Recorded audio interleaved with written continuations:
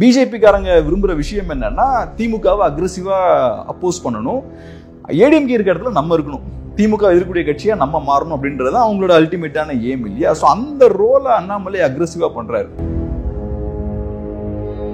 திமுக எதிர்ப்பு வாக்குகள் நீங்க பெருசா இருக்குல்ல, ஸோ அவங்களும் பிஜேபி பக்கம் போறதுக்கு அது வசதியா இருக்கு. ஸோ இன்ஃபேக்ட் இன்னைக்கு ஏடிஎம்கே கூட பெரிய சிக்கல் என்னன்னா ஏடிஎம்கேயோட கோர் ஓட்ஸ் வந்து அவங்க இழந்துகிட்டே இருக்காங்க.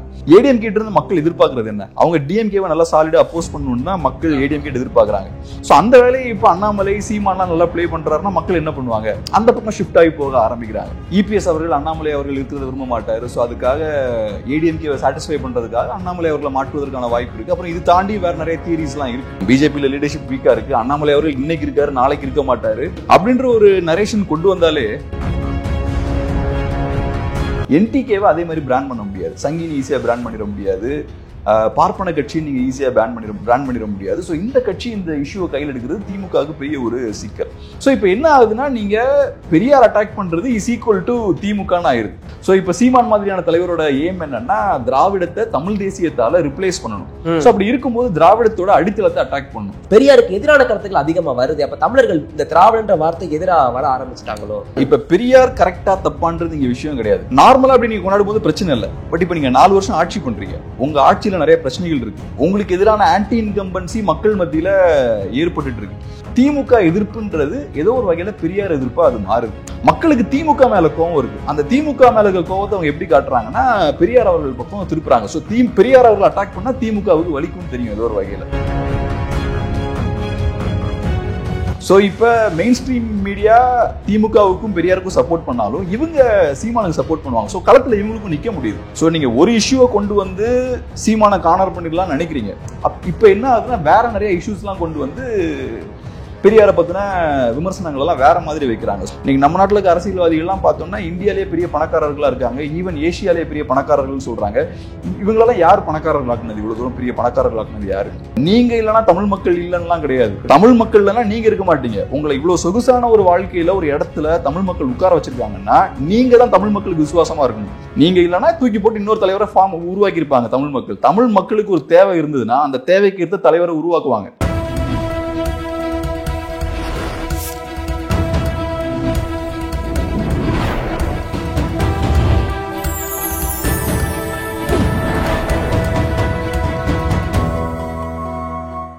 சேனல் 5 தமிழ் நேயர்களுக்கு வணக்கம். இன்ற நேர்காணலில் நம்மோடு இணைந்திருப்பவர் ஊடகவியலாளர் கேப்ரியல் அவர்கள். வாருங்கள் அவரோடு பேசுவோம். சார் வணக்கம். சார் வணக்கம்.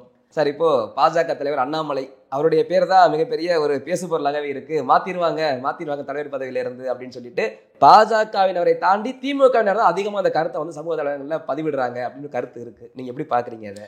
இப்போ நீங்க சொன்ன மாதிரி மேபி அண்ணாமலை அவர்கள் மாற்றப்படுவதற்கான வாய்ப்பு இருக்கு அப்படின்ற ஒரு டாக் இருக்கு. குறிப்பா பாஜக ஏடிஎம்கே அலைன்ஸ் ஃபார்ம் ஆச்சுன்னா இபிஎஸ் அவர்கள் அண்ணாமலை அவர்கள் இருக்கிறத விரும்ப மாட்டாரு. ஸோ அதுக்காக ஏடிஎம்கேவை சாட்டிஸ்ஃபை பண்றதுக்காக அண்ணாமலை அவர்களை மாற்றுவதற்கான வாய்ப்பு இருக்கு. அப்புறம் இது தாண்டி வேற நிறைய தியரிஸ்லாம் இருக்கு. என்ன பொறுத்தளவுல பாஜக அண்ணாமலை அவர்களை மாற்றுவதற்கான வாய்ப்பு ரொம்ப கம்மின்னு பாக்குறேன். ஏன்னா அவர் ஓரளவுக்கு ரிசல்ட் ப்ரொடியூஸ் பண்ணியிருக்காரு. இந்த 24 எலெக்ஷன்ஸ்ல 18% ஓட்ஸ் வாங்கியிருக்காங்க பிஜேபி அலைன்ஸ். ஸோ அந்த வகையில் ஓரளவுக்கு ஒரு முக்கியமான இடத்துக்கு பிஜேபி வந்திருக்காங்க. அவங்க ஒரு முக்கியமான பொலிட்டிக்கல் ஃபோர்ஸாக இருக்காங்க இன்னைக்கு தமிழ்நாட்டில். ஸோ அதனால மாற்ற மாட்டாங்க அப்படின்ற மாதிரி பார்க்குறேன். நீங்கள் கேட்ட ரெண்டாவது கேள்வி, திமுக ஏன் அதை ஃபோக்கஸ் பண்ணி சொல்லிகிட்டே இருக்காங்க அப்படின்ற விஷயத்துக்கு வரும்போது மேபி இப்போ ஏடிஎம்கேவை திமுக அட்டாக் பண்ணும்போதும் ஏடிஎம்கே லீடர்ஷிப் வீக்காக இருக்குது அப்படின்ற ஒரு ப்ரொஜெக்ஷனை கிரியேட் பண்ணுவாங்க. ஏடிஎம்கேல ஒரு லீடர்ஷிப்புக்கான சண்டை போய்கிட்டே இருக்குது, இபிஎஸ் வீக்கான லீடராக தான் இருக்காரு, ஃபியூச்சரில் இபிஎஸ் அவர்கள் மாற்றப்படுவதற்கான வாய்ப்பு இருக்குது, வேற ஏதோ ஒரு மாற்றம் அங்கே வரும், நிறைய குழப்பங்கள் இருக்குது. ஸோ ஏடிஎம்கேல ஒரு ஸ்டெபிலிட்டி இல்லை அப்படின்ற ஒரு இமேஜை மெயின்டைன் பண்ண ட்ரை பண்ணுவாங்க. அப்போ அந்த பார்ட்டி வீக்காக இருக்குது அப்படின்ற ஒரு தோற்றம் மக்கள் மத்தியில் ஏற்படும். ஸோ மேபி அந்த மாதிரியான ஒரு விஷயமா கூட இருக்கலாம். பிஜேபியில் லீடர்ஷிப் வீக்காக இருக்குது, அண்ணாமலை அவர்கள் இன்னைக்கு இருக்காரு நாளைக்கு இருக்க மாட்டாரு அப்படின்ற ஒரு நரேஷன் கொண்டு வந்தாலே பார்ட்டி வீக்கா இருக்குன்ற ஒரு மைண்ட் மக்களுக்கு கிரியேட் ஆயிரும்ல, மைண்ட் செட் கிரியேட் ஆயிரும்ல. சோ அது மேபி அந்த மாதிரி கூட இருக்கலாம். ஏடிஎம்கே கிட்ட செய்ய வேண்டியது இப்ப பிஜேபி கிட்ட செய்றாங்க. ஆமா, ஏன்னா ஏடிஎம்கேல எப்பவுமே அவங்க லீடர்ஷிப் வீக்கா இருக்கு அப்படின்ற ஒரு இமேஜை மெயின்டைன் பண்ணிக்கிட்டே இருப்பாங்க. ஆமா, இன்னைக்கு இபிஎஸ் இருந்தாலும் நாளைக்கு இருப்பாரா இருக்க மாட்டாரான்னு சொல்ல முடியாதுன்ற ஒரு விஷயத்தை பண்ணிக்கிட்டே இருப்பாங்க. மேபி அது கூட இருக்கலாம். இல்ல இப்ப அண்ணாமலை மாற்றம் அப்படின்றத திமுக பக்கம் கருத்தை பதிவிடுறாங்க. ஆனா பிஜேபியில கூட சில நிர்வாகிகள் அவருக்கு எதிராக இருக்காங்க. குறிப்பா மூத்த நிர்வாகிகள்லாம் கூட அண்ணாமலைக்கு எதிராக இருக்காங்க, இவருடைய போக்கு சரியில்லை அப்படின்ற ஒரு தோற்றம் இருக்கிறதா சொல்றாங்கல்ல. இதை இந்த கருத்தை எப்படி பாக்குறீங்க? தனிப்பட்ட முறையில பாக்குறீங்களா இல்ல கட்சி நலன் குறித்து அவங்க பேசுறதா பாக்குறீங்களா? கண்டிப்பா அண்ணாமலை அவர்களுக்கு பிஜேபிக்குள்ள நிறைய எதிர்ப்பெல்லாம் இருக்கு. ஏன்னா பிஜேபின்றது ஒரு ரொம்ப நாளா இருக்கக்கூடிய ஒரு பார்ட்டி, ஒரு நீண்ட நெடிய காலம் இருக்கக்கூடிய ஒரு பார்ட்டினா அங்கே எக்ஸிஸ்டிங் செட்டப் ஒன்று இருக்கும். புதுசா ஒரு லீடர் வெளியிருந்து உள்ள வராருன்னா உள்ள இருக்கவங்க கண்டிப்பா அன்ஹாப்பியா இருப்பாங்க. ஏற்கனவே டாமினேட்டா இருந்த நிறைய பேர் வந்து அன்ஹாப்பியா இருப்பாங்க. ஏன்னா அவங்களுக்கும் மேல வரணும்லாம் பிளான்ஸ் இருக்கும். ஸோ அவங்களோட பிளான்லாம் கொஞ்சம் அடிபட்டு இருக்கும். அது கண்டிப்பா இருக்கு. ஸோ பிஜேபிக்குள்ள, தமிழ்நாடு பிஜேபிக்குள்ள அண்ணாமலை அவர்கள் மேல நிறைய வருத்தங்கள் உண்டு.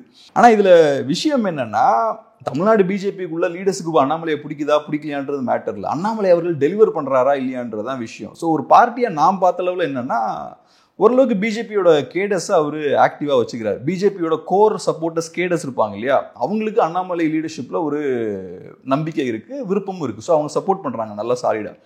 ரெண்டாவது, எலெக்ஷன்ல ப்ரூவ் பண்ணியிருக்காரு. இந்த லோக்சபா எலெக்ஷன்ல அவங்க சொன்ன அளவுக்கு மேபி வாங்கலனா கூட பிஜேபி இதுவரைக்கும் பெர்ஃபார்ம் பண்ணதை விட பெட்டரா பெர்ஃபார்ம் பண்ணியிருக்காங்க. ஏறக்குறைய 18% ஓட்ஸ் வாங்கியிருக்காங்க. பிஜேபி டபுள் டிஜிட் நம்பரை கிராஸ் பண்ணியிருக்காங்க. ஸோ இது எனக்கு தெரிஞ்சு பிஜேபி பாயிண்ட் ஆஃப் வியூ நல்லா பெர்ஃபார்ம் பண்ணியிருக்காங்க. ஸோ அப்படி இருக்கும்போது ரிசல்ட் ப்ரொடியூஸ் பண்ணக்கூடிய லீடரை ஏன் மாற்றணும்? எண்ட் ஆஃப் தி டே அதான், நீங்க ரிசல்ட் தானே ப்ரொடியூஸ் பண்ணணும். ஸோ அதனால மாற்றுவாங்கன்னு எனக்கு தெரியல. இல்லை, நீங்க சொன்னீங்க 18% சொன்னீங்க இந்த பிஜேபி அலையன்ஸ் அண்ணாமலை தலைமையில். இதை அண்ணாமலை இல்லாமல் வேற யாரும் தலைவர் என்ன சாத்தியமா இருக்குன்னு நினைக்கிறீங்களா? அந்த 18%ன்றது அது நமக்கு தெரியல. ஆனா இது வரைக்கும் சாத்தியப்படல. இது வரைக்கும் சாத்தியப்படல. ஸோ ஃபியூச்சர்ல மேபி வேற லீடர் போட்டா சாத்தியப்பட்டிருக்குமான்னு எனக்கு தெரியல. பட் இது வரைக்கும் படல. ஸோ அதை வச்சு பார்க்கும்போது எதுக்கு ஒரு ரிஸ்க் எடுக்கணும்? ஒரு அளவுக்கு ஒரு ரிசல்ட் ப்ரொடியூஸ் பண்ண லீடரை ஏன் மாற்றணும்? அதுக்கான நீட் இல்லைல்ல.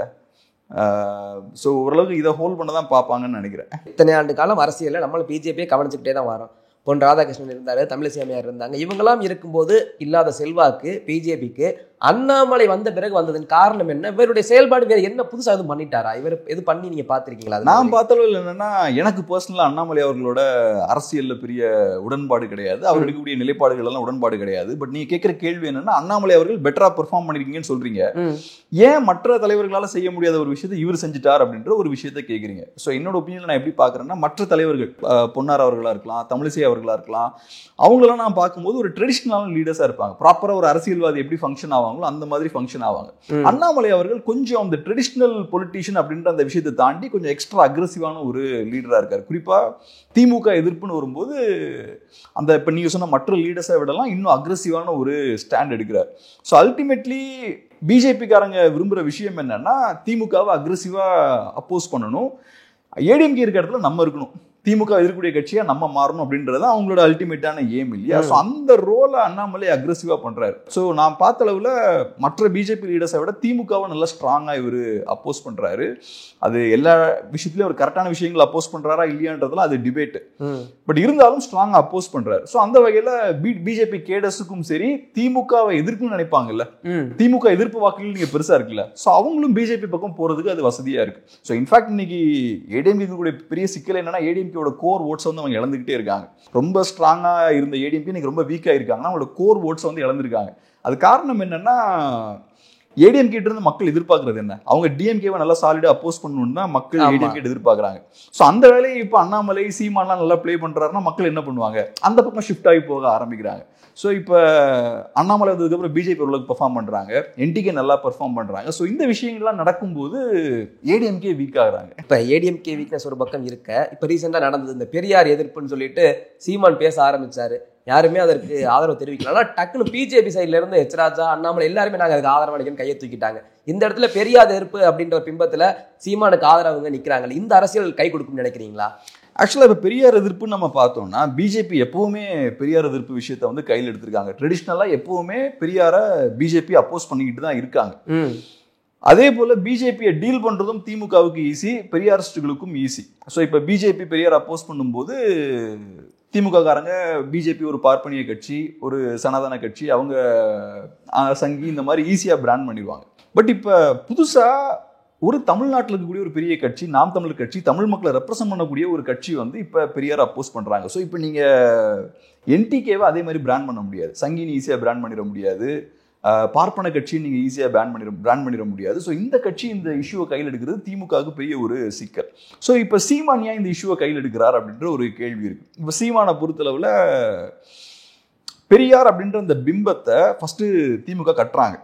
தமிழ்நாடு ஒரு மாநிலம் இருக்கு, தமிழ்நாட்டுல நீங்க எல்லாம் இந்த அளவுக்கு வளர்ந்து வந்திருக்கீங்கன்னா அதுக்கான காரணம் பெரியார் தான் அப்படின்ற ஒரு பிம்பம் கட்டுறாங்க. பெரியார் அப்படின்ற ஆளுமை அவர் அந்த ஆளுமையை மொத்தமா அப்ரோப்ரியேட் பண்ணிடுறாங்க, அவர் அபகரிச்சிடுறாங்க, அவர் எங்களோட ப்ராப்பர்ட்டி அப்படின்ற மாதிரி மாத்துறாங்க. ஃபர்ஸ்ட் ஒரு ஆளுமையை கிரியேட் பண்றாங்க, அப்புறம் அதை அபகரிக்கிறாங்க. ஸோ இப்போ என்ன ஆகுதுன்னா, நீங்க பெரியார் அட்டாக் பண்றது இஸ் ஈக்குவல் டு திமுகன்னு ஆயிருது. ஸோ பெரியாருக்கு நீங்க தானே உரிமை கொண்டாடுறீங்க, அப்போ ஆட்டோமேட்டிக்கா பெரியார் அட்டாக் பண்ணா திமுக அட்டாக் பண்ண மாதிரி ஒரு சூழல் கிரியேட் ஆகுது. ஸோ இப்போ கரெக்டா இந்த வாய்ப்பை யூஸ் பண்ணி பெரியாரை ஹெவியா அட்டாக் பண்றாங்க. அது மட்டும் இல்லாம இப்ப திராவிட கட்சிகள் எடுத்துட்டோம்னா அவங்களோட அடித்தளமே பெரியார் தான். பெரியாரோட தத்துவத்திலையும் அவரோட ஐடியாலஜிலையும் தான் திராவிட அமைப்பு வந்து கட்டப்பட்டிருக்கு. ஸோ இப்போ சீமான் மாதிரியான தலைவரோட எய்ம் என்னன்னா, திராவிடத்தை தமிழ் தேசியத்தால ரிப்ளேஸ் பண்ணணும். ஸோ அப்படி இருக்கும்போது திராவிடத்தோட அடித்தளத்தை அட்டாக் பண்ணணும். ஸோ அதுக்கும் அவங்க பெரியார் அட்டாக் பண்றாங்க. ஸோ இந்த காரணங்களுக்காக பெரியார் அவங்க டார்கெட் பண்றாங்க. அதுபோக பெரியாரை ரொம்ப காட்டமா விமர்சிக்கும் போது திமுக கூடிய முக்கியமான தலைவர்களும் வேற வழி இல்லாம ரெஸ்பாண்ட் பண்றாங்க. குறிப்பா ஸ்டாலின் அவர்கள் ரெஸ்பாண்ட் பண்றாங்க, கனிமொழி அவர்கள், சேகர் பாபு அவர்கள், துரைமுருகன் அவர்கள், இவங்கெல்லாம் ரெஸ்பாண்ட் பண்றாங்க. இது வரைக்கும் அவங்க சீமானை வந்து பாய்காட் பண்ணிட்டு இருந்தாங்க, சீமான்ற பேரை யூஸ் பண்ண மாட்டாங்க. இப்ப அந்த பாய்காட்டும் உடைஞ்சிருச்சு. ஸோ ஒரு வகையில இந்த விஷயங்களெல்லாம் பெரியார் அப்படின்ற அந்த இமேஜை யூஸ் பண்ணி, அந்த ஒரு நபரை யூஸ் பண்ணி என்டிகே அச்சீவ் பண்ணிட்டாங்க இந்த கடந்த இந்த 2 வீக்ஸ்ல. இல்ல குறிப்பா இந்த பெரியார் எதிர்ப்பு அப்படின்னா முன்னொரு காலத்துல எதிர்த்தாங்கன்னா நீங்க சொல்ற மாதிரி பிஜேபி மட்டும்தான் உடனே பைகாட் பண்ணிடுவாங்க, வேற மாதிரி வந்து சங்கின்னு முத்திரை குத்திடுறாங்க. ஆனால் இப்போ சீமானும் கூட வருகிறார் அப்படின்னா சமூக வலைதளங்கள்ல நான் அதிகமா பாக்குறது கமெண்ட்ல போய் பார்த்தோம்னா பெரியாருக்கு எதிரான கருத்துக்கள் அதிகமா வருது. அப்ப தமிழர்கள் இந்த திராவிடன்ற வார்த்தைக்கு எதிராக வர ஆரம்பிச்சுட்டாங்களோ? அதுக்கான காரணம் என்னன்னா, இப்ப பெரியார் கரெக்டா தப்பான்றது இங்க விஷயம் கிடையாது. பெரியார் வந்து பல ஆண்டுகளுக்கு முன்னாடி வாழ்ந்த ஒரு மனிதர். ஸோ அவர் இங்க இஷ்யூ கிடையாது. இங்க என்ன இஷ்யூனா, பெரியார் அப்படின்ற அந்த தனி மனிதர் இருக்காருல்ல, அந்த மனிதரை டிஎம்கே வந்து கொண்டாடுறாங்க, அவரை வந்து எங்களோட ப்ராப்பர்ட்டி அப்படின்ற மாதிரி கொண்டாடுறாங்க. அதிமுக எல்லாம் பெரியார் கட்சி கிடையாது, பெரியாருக்கும் அதிமுகவும் தொடர்பு கிடையாது, பெரியாருக்கும் திராவிடத்துக்கும் அதிமுகவும் தொடர்பு கிடையாது. பேர்ல தான் அதிமுக திராவிடம்லாம் வச்சிருக்காங்க, நாங்க தான் உண்மையான திராவிட கட்சி, பெரியாரோட வாரிசுகள்லாம் நாங்க தான் அப்படின்ற மாதிரி கொண்டாடுறாங்க. ஸோ இப்போ என்ன ஆகுதுன்னா, நார்மலா அப்படி நீங்க கொண்டாடும் போது பிரச்சனை இல்லை. பட் இப்போ நீங்க 4 வருஷம் ஆட்சி பண்றீங்க, உங்க ஆட்சியில நிறைய பிரச்சனைகள் இருக்கு, உங்களுக்கு எதிரான ஆன்டி இன்கம்பன்சி மக்கள் மத்தியில ஏற்பட்டு இருக்கு. ஸோ இப்போ மக்கள் மத்தியில திமுக எதிர்ப்புன்றது ஏதோ ஒரு வகையில பெரியார் எதிர்ப்பா அது மாறுது. இது ஆக்சுவலா பெரியார் மேல இருக்க கோவம் கிடையாது, இது திமுக மேல இருக்க கோவம் தான். இப்ப ஒரு சிம்பிள் எக்ஸாம்பிள் சொல்றேன். பங்களாதேஷ்ல பிரச்சனை வந்தது. பிரச்சனை வந்ததுக்கு அப்புறம் அங்க பிரச்சனை என்ன, அவாமி லீக் மேலதான் மக்களுக்கு கோவம். அவாமி லீக் ஆட்சி சரியில்லை, ஷேக் ஹசீனா சரியில்லை. சோ பங்களாதேஷ்ல இருக்கக்கூடிய கவர்மெண்ட்டை மக்கள் கிரிட்டிசைஸ் பண்றாங்க. ஏன் முஜிபுர் ரஹ்மானோட ஸ்டாச்சுவே உடைச்சாங்க? முஜிபுர் ரஹ்மான் பங்களாதேஷுக்கு ஃப்ரீடம் வாங்கி கொடுத்த ஒரு ஃப்ரீடம் ஃபைட்டர், அவர் அந்த நாட்டோட ஃபவுண்டிங் ஃபாதர். அவரோட ஸ்டாச்சு போய் ஏன் உடைக்கிறாங்க? ஏன்னா அவாமி லீக் முஜிபுர் ரஹ்மான அவங்களோட ஒரு ப்ராப்பர்ட்டியா அவங்க ஹோல்ட் பண்ணி வச்சிருக்காங்க, முஜிபுர் ரஹ்மானோட வாரிசுகள் நாங்க அப்படின்னு தான் அவங்க வச்சிருக்காங்க. ஸோ அவாமி லீகை பனிஷ் பண்ணணும்னா, தண்டிக்கணும்னா முஜிபுர் ரஹ்மான அவங்க அட்டாக் பண்றாங்க. ஸோ இது ஏறக்குறைய அதே விஷயம் தான். மக்களுக்கு திமுக மேல கோவம் இருக்கு, அந்த திமுக மேல இருக்க கோவத்தை அவங்க எப்படி காட்டுறாங்கன்னா பெரியார் அவர்கள் பக்கம் திருப்புறாங்க. ஸோ பெரியார் அவர்கள் அட்டாக் பண்ணா திமுகவுக்கு வலிக்கும்னு தெரியும் ஏதோ ஒரு வகையில. ஸோ அரசியல் கட்சிகள் அட்டாக் பண்றது அதனாலதான், மக்களும் அதனாலதான் நீங்க சொன்ன மாதிரி பெருசா டிஃபென்ஸுக்கு வரல. இது ஒரு 12 இயர்ஸ்க்கு முன்னாடியோ 10 இயர்ஸ்க்கு முன்னாடியோ நடந்திருக்காது. இப்ப நாலாம் மீடியாவுக்கு வந்த புதுசுல நீங்க இந்த மாதிரிலாம் ஈஸியா பெரியாரெல்லாம் அட்டாக் பண்ணிட முடியாது, பெரியார் அட்டாக் பண்ணிட முடியாது, திராவிடத்தை பெருசாலாம் நீங்க மீடியால பேசிட முடியாது. ஸோ இன்னைக்கு களத்துல சூழல் ரொம்ப மாறி இருக்கு அப்படின்ற விஷயத்தையும் இது காட்டும். அப்போ அந்த அளவுக்கு டிமாண்ட் தான் இருந்திருக்கு, எதிர்ப்புகள் இருந்திருக்கு, பேசவே முடியாது. நீங்க வரும்போதெல்லாம் நான் வரும்போது நான் ரொம்ப ஒன்றும் பழைய காலம்லாம் இல்லை, நான் 2012 இந்த டைம்லலாம் நான் மீடியாவுக்கு 10 வருடங்களுக்கு முன்பு வந்த டைம். அப்ப பார்த்தோம்னா மோஸ்ட்லி சோஷியல் மீடியாலாம் ஸ்ட்ராங்கா இல்லை. ஸோ இப்போ மீடியான்றது மெயின் ஸ்ட்ரீம் மீடியா தான். மெயின் ஸ்ட்ரீம் மீடியா கம்ப்ளீட்டா திராவிட கட்சிகளோட கண்ட்ரோல்ல தான் இருந்தது. அது திராவிட கட்சிகள் நான் சொல்லும்போது மோஸ்ட்லி ட்ரெடிஷ்னலா எப்பவுமே திமுகவோட கண்ட்ரோல் தான். திமுக எதிர்கட்சியா இருக்கும் போதும் மீடியா மேல அவங்களுக்கு பெரிய ஒரு ஹோல்டு உண்டு. அவங்க செட் பண்ற அந்த நரேட்டிவ் தான் மீடியால வந்து செல் ஆகும். ஸோ அந்த வகையில மீடியாவை ஹோல்ட் பண்ணி வச்சிருந்தாங்க. ஸோ இப்போ நீங்க பெரியாரெல்லாம் அப்போஸ் பண்ணீங்கன்னா மீடியாவே உங்களை கம்ப்ளீட்டா பாய்காட் பண்ணிடும், எல்லா மீடியாவும் சேர்ந்து உங்களை கிரஷ் பண்ணிடும். இன்னைக்கு சீமான் அவர்கள் பெரியார் அப்போஸ் பண்ணி அவரால் நிக்க முடியுதுன்னா அவருக்கு ஆதரவா நிறைய யூடியூப் சேனல்ஸ் இருக்கு, சோஷியல் மீடியாவில் அவருக்கு பேசுறதுக்கு நிறைய தம்பிகள் இருக்காங்க. ஸோ இப்போ அவருக்கு ஸ்ட்ரென்த் என்ன, ஒண்ணு அவருக்கு கேடஸ் இருக்காங்க, கட்சியில நிறைய களத்துல பணிபுரியறதுக்கு நிறைய ஆட்கள் இருக்காங்க. ரெண்டாவது அவங்க கட்சிக்காரங்களும் நிறைய பேர் யூடியூப் சேனல்ஸ் ரன் பண்றாங்க, இன்ஃப்ளூயன்சர்ஸாகவும் இருக்காங்க. ஸோ இப்போ மெயின் ஸ்ட்ரீம் மீடியா திமுகவுக்கும் பெரியாருக்கும் சப்போர்ட் பண்ணாலும் இவங்க சீமானுக்கு சப்போர்ட் பண்ணுவாங்க. ஸோ களத்துல இவங்களுக்கும் நிக்க முடியுது. 10 இயர்ஸ்க்கு முன்னாடி பண்ண முடியாதுல்ல, நீங்க எந்த ஃபவுண்டேஷன்ல இருந்து சண்டை போடுவீங்க, உங்களுக்கு ஒரு அடித்தளம் நிக்காதுல்ல, அடித்தளம் இருக்காதுல்ல சண்டை போடுறதுக்கு. ஸோ அது இன்னைக்கு இருக்கு. இல்லை சார், இன்னொரு பக்கம் எனக்கு ஒரு கேள்வி என்னன்னா, சீமான் பேசிய பல கருத்துக்களுக்கு ஆதாரம் இருக்கான்னு கேள்வி கேட்குறாங்க. இவர் அந்த ஒரு கருத்தை மட்டும் பார்த்துட்டு ஆதாரம் இல்லைன்னு சொல்லிட்டார், மற்ற கருத்துக்கெல்லாம் நிறைய சொன்னார் சீமான். அதுல கூட ஒரு பதிவிட்டிருக்காரு, முஸ்லீம்களே பாகிஸ்தானுக்கு போக சொன்னார் பெரியார்னு கூட சொல்லியிருக்காங்க. 23/4/1964. இந்த மாதிரியான கருத்துக்கள் எல்லாம் திமுக சேர்ந்தவங்க பேச மாட்டாங்க, அதுக்கு பதில் சொல்ல மாட்டாங்க. ஆதாரம் இல்லாத கருத்துக்கு மட்டும் ஆதாரம் கொடுங்கன்னு சொல்லிட்டு வந்தாங்க. இந்த கருத்தை எப்படி பாக்குறீங்க? இப்ப பெரியார் இஷ்யூ வந்ததுக்கு அப்புறம் இது உண்மையை சொல்லணும்னா திமுகவை பேக் ஃபுட்ல தள்ளி இருக்கு. நீங்க சொன்ன மாதிரி இப்ப பெரியார் குறித்து சீமான் அவர்கள் பேசுறாரு. அது உண்மையா பொய்யான்னு எனக்கு தெரியல. அது ஹிஸ்டாரியன்ஸ் தான் அதை முடிவு பண்ணும். இப்ப சீமான் அவர்கள் பொய் சொல்லியிருந்தா நம்ம அதை ஆதரிக்கல. சீமான் அவர்கள் பொய் சொல்லியிருந்தா தப்பு தான். பெரியார் சொல்லாத ஒரு விஷயத்த பெரியார் சொன்னதா இவர் சொல்றாருன்னா அது தப்பு தான். அதை நம்ம ஏத்துக்கல. பட் இப்ப என்ன ஆகுதுன்னா, பெரியார் அந்த ஒரு விஷயத்தை நீங்க எடுத்து பேசுறீங்க, திமுக கோவப்படுறாங்க, அந்த ஒரு விஷயத்தை அவங்க எடுத்து பேசுறாங்க, ஆட்டோமேட்டிக்கா நீங்க சொன்னது போல பெரியார் சொன்ன மற்ற விஷயங்களையும் இப்ப எடுத்து பேச ஆரம்பிக்கிறாங்க. இந்த ஒரு விஷயத்தை நீங்க கொண்டு வரும்போது அது கூட மற்ற விஷயங்களையும் கொண்டு வர ஆரம்பிக்கிறாங்க. பெரியார் அவர்கள் இஸ்லாமியர்கள் குறித்து என்ன பேசியிருக்காரு, பெரியார் அவர்கள் தமிழ் மொழியை குறித்து என்ன பேசியிருக்காரு, இந்த மாதிரி ஒவ்வொரு விஷயங்களையும் கொண்டு வராங்க. அப்புறம் பெரியாரை மட்டும் நீங்க ஏன் கொண்டாடுறீங்க? அதே மாதிரி ஈக்குவலா நிறைய தலைவர்கள் இருக்காங்க, அவங்கள ஏன் கொண்டாட மாட்டேங்கிறீங்க? அவங்களெல்லாம் ஏன் இரிட்டேட் பண்றீங்க? ஸோ இந்த மாதிரி நிறைய இஷ்யூஸை கொண்டு வராங்க. ஸோ நீங்க ஒரு இஷ்யூவை கொண்டு வந்து சீமான கார்னர் பண்ணிடலாம் நினைக்கிறீங்க. இப்ப என்ன ஆகுதுன்னா வேற நிறைய இஷ்யூஸ்லாம் கொண்டு வந்து பெரியாரை பத்தின விமர்சனங்கள் எல்லாம் வேற மாதிரி வைக்கிறாங்க. ஸோ இது ஒரு பிரச்சனை. ரெண்டாவது, நான் ஏற்கனவே சொன்ன மாதிரி சீமான் மேல ஒரு பாய்காட் பண்ணி வச்சிருந்தாங்க பாருங்க, அந்த பாய்காட்டும் உடைஞ்சு போச்சு. ஸோ இது வரைக்கும் நீங்க பேசாம இருந்தீங்க, இப்ப பேச வேண்டிய ஒரு கட்டாயத்துக்கு தள்ளப்பட்டிருக்கீங்க. ஆக்சுவலா திமுகவுக்கு நல்லது என்னன்னா, சீமானை பத்தி பேசாம இருக்கிறது அவங்களுக்கு நல்லது. நீங்க பேசுனீங்கன்னா அவருக்கு பப்ளிசிட்டி கிடைக்கும். இப்ப நீங்க பேச ஆரம்பிச்சிட்டீங்க. இப்ப என்ன ஆகுது, 2 வாரமா சீமான்னு பேசிக்கிட்டே இருக்காங்க. ஏதோ ஒரு வகையில இது வந்து சீமானுக்கு பெனிஃபிட் தான். அதுவும் குறிப்பா நான் சொன்னது போல திமுகவுக்கு எதிரான ஒரு ஆன்டி இன்கம்பன்சி இப்ப பில்ட் ஆயிட்டு இருக்கு. ஒரு 4 வருஷம் ஆயிடுச்சு அவங்க கவர்மெண்ட் 4 வருஷமா நடத்திட்டு இருக்காங்க. ஸோ நேச்சுரலா 4 இயர்ஸ் ஆச்சுன்னா ஆன்டி இன்கம்பன்சி பில்ட் ஆகும். ஸோ இப்ப திமுகவை எதிர்க்கணும்னு நினைக்கிறவங்களாம் என்ன பண்ணுவாங்க, சரி இவர் பக்கம் நம்ம போலாமேன்னு யோசிப்பாங்க. ஸோ நீங்க அவருக்கு அந்த மீடியா லைம்லைட்டையும் கொடுத்துட்டீங்க. ஸோ இந்த ஹோல் இஷ்யூ நான் எப்படி பாக்குறேன்னா, இது திமுகவை கொஞ்சம் பேக் ஃபுட்ல தான் தள்ளி இருக்குன்னு நான் பாக்குறேன். சார், நீங்க பேசும்போதே சொன்னீங்க பெரியாரை தாண்டி மற்ற தலைவர்களும் சமூக நீதிக்காக நிறைய சுதந்திரத்துக்கு நிறைய பாடுபட்டாங்க. அவங்களால நீங்க பெருசா சொல்லல, பெரியாரை மட்டும் சொல்றீங்கன்னு சொன்னீங்க. அது கருத்து என்னன்னா, இந்த பெரியாரிஸ்டா இருக்கட்டும் சரி, திமுக நிறைய பேர் சொல்ற கருத்து, நீங்க இன்னைக்கு பேண்ட் ஷர்ட் போடுறது, நீங்க இன்னைக்கு படிச்சு லெவலுக்கு வந்திருக்கிறதுக்கு எல்லாத்துக்கும் காரணம் பெரியார்னு சொல்றாங்க. இந்த இடத்துல தமிழகத்தை தாண்டி இப்ப அண்டை மாநிலங்களா இருக்கட்டும், ஆந்திரா, கேரளா, கர்நாடகா, இங்கெல்லாம் பெரியார் இல்லை, ஆனா அவங்களும் நமக்கு ஈக்குவலா தான் இருக்காங்க. நம்மள மட்டும் பெரியார் இருந்தனால தான் நம்ம வந்தோம்னு சொல்றாங்களே, இது ஏத்துக்க முடியாத கருத்தானா? முதல்ல இது ரொம்ப தப்பான ஒரு ஆர்கியூமெண்ட், மக்களை அவமதிக்கக்கூடிய ஒரு ஆர்கியூமெண்ட்டும் கூட. இப்ப நல்லக்கண்ணு அவர்கள் அவரோட லைஃபை மக்களுக்காக அர்ப்பணிச்சிருக்காரு. கண்டிப்பா அவர் நிறைய விஷயங்களை சாதிச்சிருப்பார், நிறைய போராட்டங்களை கலந்துருப்பார், நிறைய வெற்றிகளை பெற்றிருப்பார். என்னைக்காவது நல்லக்கண்ணு அவர்கள் நான் மட்டும் இல்லைன்னா அவங்களுக்குலாம் அது கிடைச்சிருக்காது அப்படின்னு பேசியிருப்பாரா? ஸோ ஒரு நல்ல மனிதர் அப்படி அவரு பேசல. ஸோ அதே மாதிரி நம்ம முதல் புரிஞ்சுக்கணும், மக்கள் தான் தலைவர்களை உருவாக்குறாங்க. ஸோ மக்கள் தலைவர்களை உருவாக்குறாங்க. தலைவர்கள் மக்களுக்கு விசுவாசமா இருக்கணும், அதுதான் தலைவர்களோட பணி. ஸோ உங்களுக்கு பிடிச்சா நீங்க மக்களுக்காக களத்துல வந்து போராடுங்க. இல்ல நீங்க மக்களோட தலைவராக ஆகிக்கிட்டு நான் இல்லைன்னா நீங்க எல்லாம் ஒண்ணுமே இல்லை, நான் இல்லைன்னா நீங்க பேண்ட் ஷர்ட் போட்டிருக்க மாட்டீங்க, நான் இல்லைன்னா நீங்க படிச்சிருக்க மாட்டீங்க இப்படின்னு பேசுறது தலைவரோட வேலையே கிடையாது. தலைவர்களோட வேலை மக்களுக்கு நிறைய பிரச்சனைகள் இருக்கு, அந்த பிரச்சனைகளுக்கு தீர்வு கொடுக்கணும். ஸோ நிஜமா உங்களுக்கு மக்கள் மேல அக்கறை இருந்ததுன்னா களத்துல இறங்கி மக்களோட சேர்ந்து போராடுங்க, வெற்றிகளை அவங்களுக்கு பெற்றுக் கொடுங்க, உரிமைகளை வாங்கி கொடுங்க, இந்த விஷயங்கள்லாம் பண்ணுங்க. ஆனா அதை வச்சுக்கிட்டு நீங்க நான் இதை பண்ணேன் அதை பண்ணேன் நீங்க திரும்ப திரும்ப சொல்லிட்டு இருக்காங்க. பெரியார் இப்படி சொல்லியிருப்பாரான்னு எனக்கு தெரியல, நான் இல்லைன்னா நீங்க ஒன்னும் இல்லைன்னு பெரியார் சொல்லியிருப்பாரான்னு எனக்கு தெரியல. பட் இன்னைக்கு இருக்கவங்க இப்படி பேசுறதுலாம் ரொம்ப அபத்தமா இருக்கு.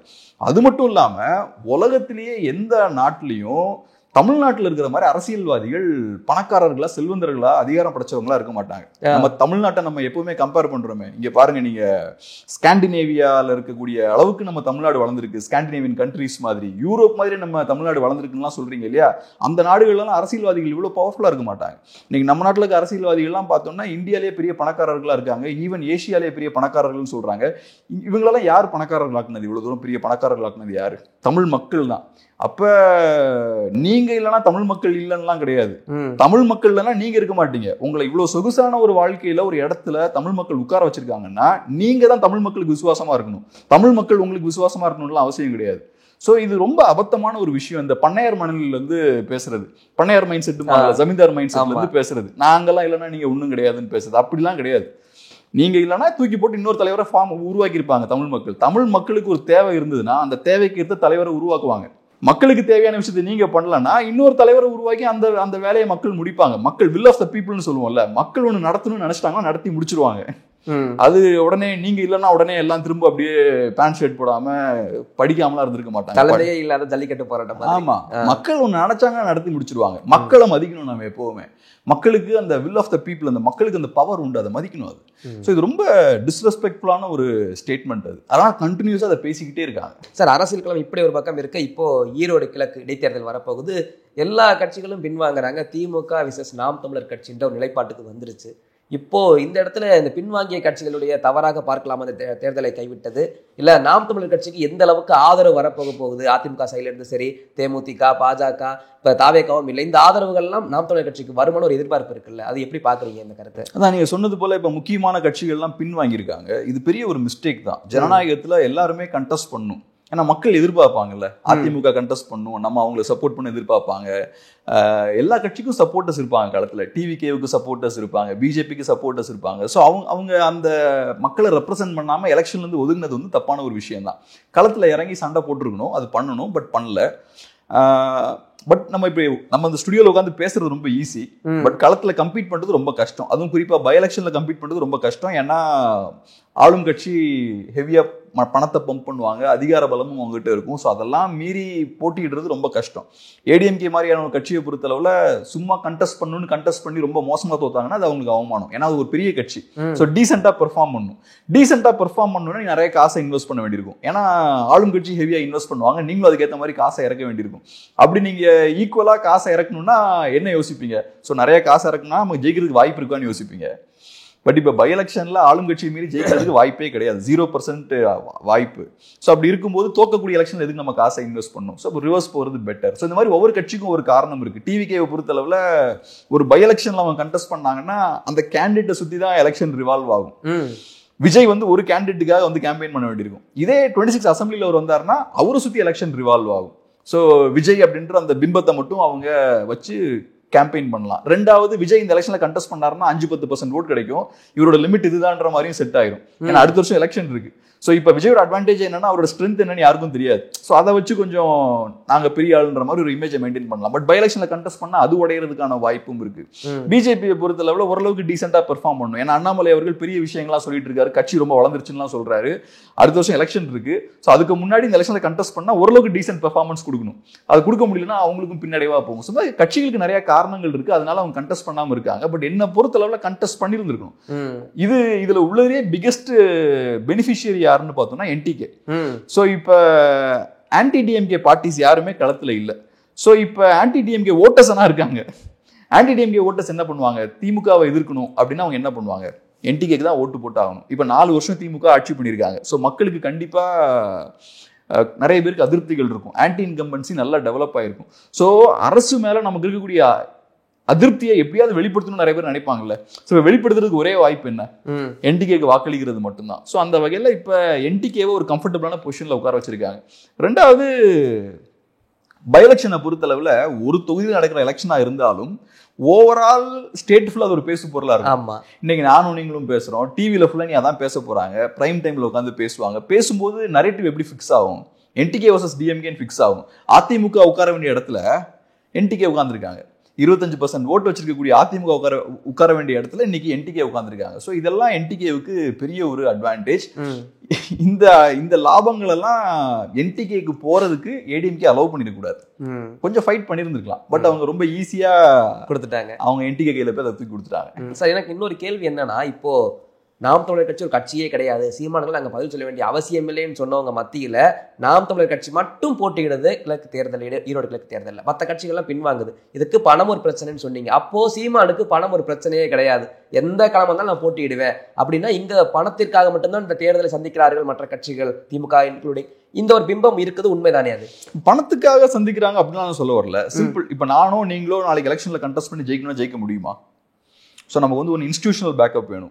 ஒரு பெரிய ஒரு ஸ்தாபனத்தோட சப்போர்ட் நமக்கு வேணும். அதிமுகவோ திமுகவோ ஒரு பெரிய இன்ஸ்டிடியூஷன் பேக்கப் வேணும். ரெண்டாவது பணம் வேணும். பேசிக்லி ஒரு எலெக்ஷன் இன்னைக்கு எப்படி ஆகி போச்சுன்னா, ஒரு 10 இயர்ஸ்க்கு முன்னாடி இந்த எலெக்ஷன்ஸை விட இன்னைக்கு அதிகமாக நம்ம செலவழிக்கிறோம். போன எலெக்ஷனை விட இன்னைக்கு நம்ம அதிகமாக செலவழிச்சிட்டு இருக்கோம்.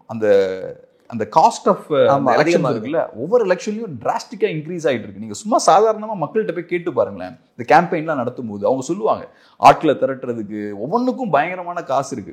ஸோ அப்படி இருக்கும்போது உங்களை மாதிரி என்ன மாதிரியான சாமானியர்கள்லாம் கண்டெஸ்ட் பண்ண முடியாது. அது அன்பார்ச்சுனேட்லி அது வந்து யதார்த்தம். இதை நான் வந்து ஜஸ்டிஃபை பண்ணிலாம் பேசல, இருக்கக்கூடிய சூழலாம் சொல்றேன். ரொம்ப மோசமான ஒரு விஷயம் தான் இது.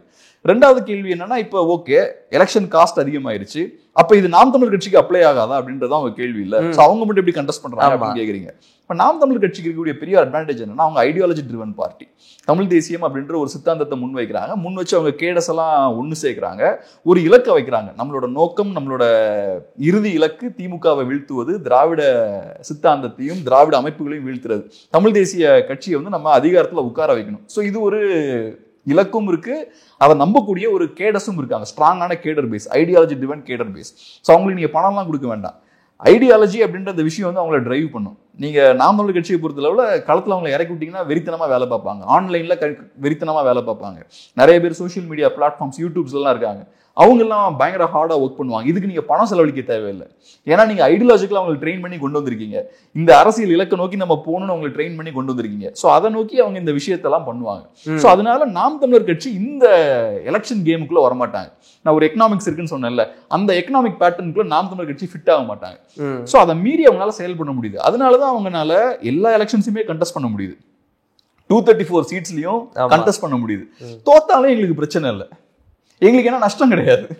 ஏன்னா இப்ப நீங்க தோத்தா எப்ப பிரச்சனை வரும்னா, நீங்க ஒரு 10 கோடி ரூபாய் இன்வெஸ்ட் பண்ணிட்டு தோத்தா உங்களுக்கு பிரச்சனை வரும். நாங்க பணம் இன்வெஸ்ட் பண்ணல, ஏன்னா எங்கிட்ட தொண்டர்கள் இருக்காங்க, கேடஸ் இருக்காங்க, அவங்கள வச்சு தான் நாங்க எலெக்ஷனை கண்டெஸ்ட் பண்றோம். தோத்தாலும் எங்களுக்கு பிரச்சனை இல்லை. 10,000 ஓட்டு இருந்தாலும் என்ன, தைரியமா கண்டெஸ்ட் பண்ணுவோம், இழக்கிறதுக்கு ஒன்றும் இல்லை.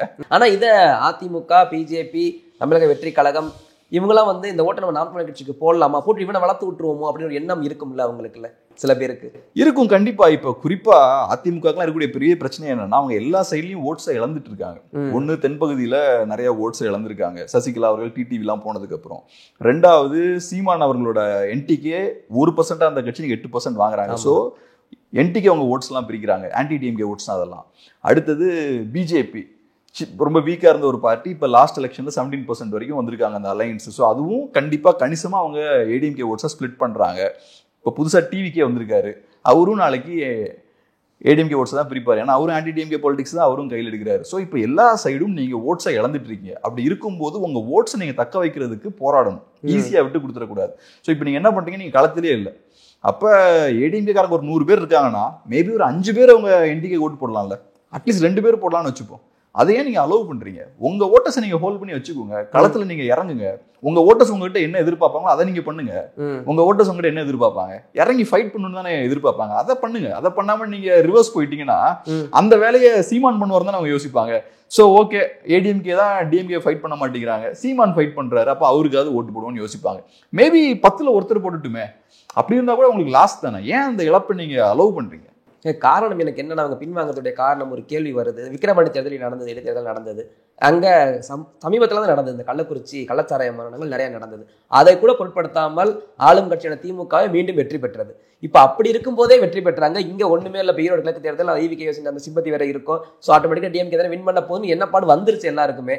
அப்படி இருக்கும்போது இவங்கெல்லாம் போட்டியிடாமல் போனது ஒரு வகையில சரிதானோ அப்படின்னு எண்ணம் இருக்கும்ல சில பேருக்கு. அது நீங்க சொல்ற ஒரு விஷயம் வந்து கரெக்ட் தான். இப்ப பெருசா ஒன்றும் என்டிகேவாலையும் ஸ்கோர் பண்ண முடியாது, அதை நான் ஏற்றுக்கிறேன். என்டிகே ஜெயிக்கிற வாய்ப்பு இருக்குன்னு நான் சொல்ல வரல, அதே மாதிரி நிறைய ஓட்ஸ் வாங்குறதுக்கான வாய்ப்பு இருக்குன்னு நான் சொல்ல வரல. ரொம்ப மோசமாக தான் அவங்க பெர்ஃபார்ம் பண்ண போறாங்க. இதுக்கான காரணம் என்ன, நம்ம ஃபர்ஸ்டே பார்த்தது போல ஒரு பை எலெக்ஷன் வரும்போது ஆளுங்கட்சி கையில் ஏகப்பட்ட பணம் இருக்கும், ஹெவியா அவங்க அதிகார பலத்தை யூஸ் பண்ணுவாங்க. இன்னொரு விஷயம் என்ன, நெக்ஸ்ட் இயர் வந்து 26ல் எலெக்ஷன்ஸ் வரப்போகுது, அசம்பிளி எலெக்ஷன் வரப்போகுது. ஸோ இந்த எலெக்ஷன்ல, இந்த பை எலெக்ஷன்ல முடிஞ்ச அளவுக்கு ஹெவியா பம்ப் பண்ணி அவங்களோட முக்கியமான ஆட்களெல்லாம் அங்கே இறக்கி அவங்க ஒர்க் பண்ணுவாங்க. ஏன்னா இந்த இப்போ இருக்கக்கூடிய இந்த பை எலெக்ஷன்ல போன தடவை ஜெயிச்ச மார்ஜினை விட பெட்டரான மார்ஜின்ல ஜெயிச்சாங்கன்னா 4 இயர்ஸ் ஆன்டி இன்கம்பன்சி இல்லை அப்படின்ற விஷயத்த திமுக நிரூபிக்கலாம் மக்கள்கிட்ட. ஸோ பாருங்க, போன தடவை போட்டதை விட எங்களுக்கு அதிகமா மக்கள் வாக்களிச்சிருக்காங்க. அதுக்கான காரணம் என்னன்னா, எங்களோட ஆட்சி வந்து அருமையான ஆட்சி, இங்க மக்கள் மத்தியில் ஆன்டி இன்கம்பன்சியே இல்ல, சூப்பர் ஆட்சி பண்ணிட்டு இருக்கோன்றதை நிரூபிக்கலாம்.